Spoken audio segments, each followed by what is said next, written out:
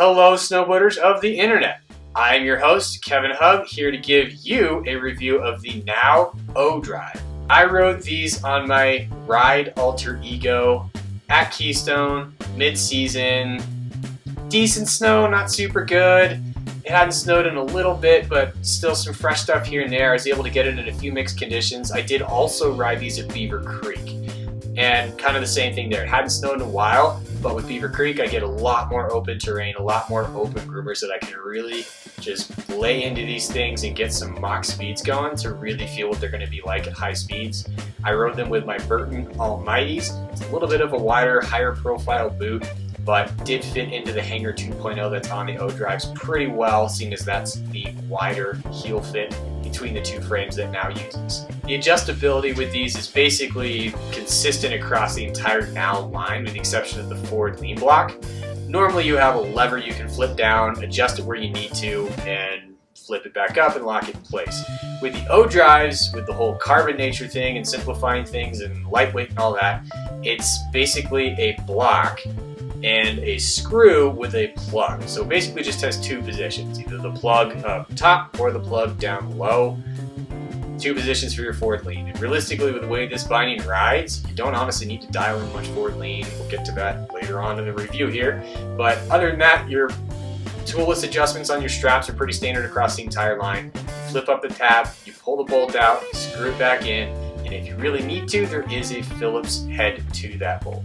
The straps with these are of this new variant of no foam padding that's stitched around whatever that we used to use. The overbuilt straps that would blow out, stretch out, seems to blow, and eventually they sucked.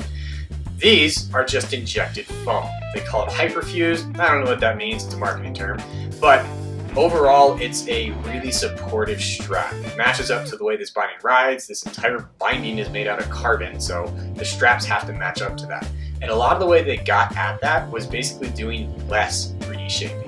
Now, a lot of brands and a lot of the stuff, even now, talks about 3D shaping as a benefit. And when you're talking about a binding this stiff, if you actually take out some of the 3D shaping, as it conforms across that space across your ankle, without that 3D shaping, it actually stiffens everything up. So it makes sense to do less of that with this binding, which is what they do. So the foam itself is a little bit denser, a little bit stiffer compared to some of the other stuff in the line, making it stiffer and more responsive and more supportive. It works really well, it locks you down, and it offers a lot of support. The toe strap, honestly, it could use some work. It's too 3D shaped. And with toe straps, if you've seen some of my other reviews across the rest of the industry, I'm not that big a fan of 3D shaped toe straps. There's a ton of different toe box shapes out there in the market, so doing a 3D strap is kind of a gamble because you don't know whether it's going to fit everybody's toe box shape. So these kind of didn't really fit the boot that I was wearing all that great. I flipped them and they definitely fit better, but there could still be some room for improvement. And when you're talking about a binding like this that is supposed to be super light and super responsive, if you went with something minimal that didn't have any foam built into it, that didn't have any 3D shaping built to it, you could make it lighter and you'd get a little bit more crank power on top of it, providing a little bit more of a secure lockdown feel. So I didn't have any major issues with this toe strap, but it's definitely not my favorite toe strap out there. The ratchets on these have something special going on. The levers all the way through the teeth of the lever is compressed carbon, basically. Now, really what this does is it just makes the levers really strong and light. Ultimately, it didn't really drastically affect the performance of the strap. It's not going to provide any better durability, really, than metal. It's just going to be a little bit more lighter, basically, and stiffer, maybe a little bit more durable, depending on the usage and whatnot, because cast versus compressed carbon can be more durable as long as the application is done right. Either way, the straps climbed pretty normal, released pretty normal, and I never really had any issues with them. The high backs on these are solid carbon fiber. It is a woven carbon fiber, so like the base frame is more of a compressed, just kind of composite, multi-directional carbon. And this is more of a weave with layers, more traditional carbon fiber setup in a high back that you're used to seeing. It is extremely stiff, extremely responsive, and has a little bit of a 3D shaping to it, so it definitely keeps you basically locked into that high back. They are definitely very, very aggressive. Well, you shouldn't be surprised to hear, being that the high back is carbon, the frame is carbon, the post is carbon. These are stiff binding, extremely stiff. There is little to no flex out of basically any part of this binding. The cool thing that happens is because this binding is using now skate tech, that ridiculous stiffness is not overbearing. That's the really crazy thing about these bindings, and what makes these bindings one of my favorite bindings out there. Not that I really ever own them. I don't know if I'd really ever have the need to have a binding like this, but just purely from an engineering standpoint, these are amazing. I have never had the amount of control and precision in a binding than I had in the Now O-Drive. It's insane. It is like the binding is reading your mind and putting all of that thought directly into your board exactly how you want it to. It's nuts. I've never ridden a binding that felt like that before.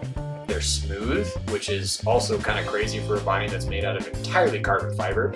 Usually they transmit everything up into your body, and they just do exactly what you need them to. They ride really well, and yeah, they're kind of crazy good, which is kind of shocking for a binding that's really I would have seen as a gimmick being full carbon. Usually these types of bindings are just made for lawyers and dentists to just spend a bunch of money on, but these actually live up to that price point and perform in that sense better than anything else I've ever ridden. Now basically markets this as their high-end ultra binding. This is for that dude that wants the premium of the premium of the premium, and they really nail it. The crazy thing is it actually performs that way too. There's a lot of bindings out there at this ridiculous price point, over $400, that are basically to be a $400 binding. That's their entire existence. But the O-Drive actually lives up to that price point and actually kind of almost makes it worth that $500 price point that these guys sit at, because they just ride that good. It's kind of crazy. This is by far the only ultra premium binding that I would actually consider owning or riding. It creates this feel underfoot and this precision and control that I've never had in any other binding ever. And that says a lot, because I'm pretty sure I've ridden just about everything out there for quite a few years even. So it's just nuts. I've never ridden a binding that feels like this. It's crazy. It's so precise, and I have so much control and power on top of my board.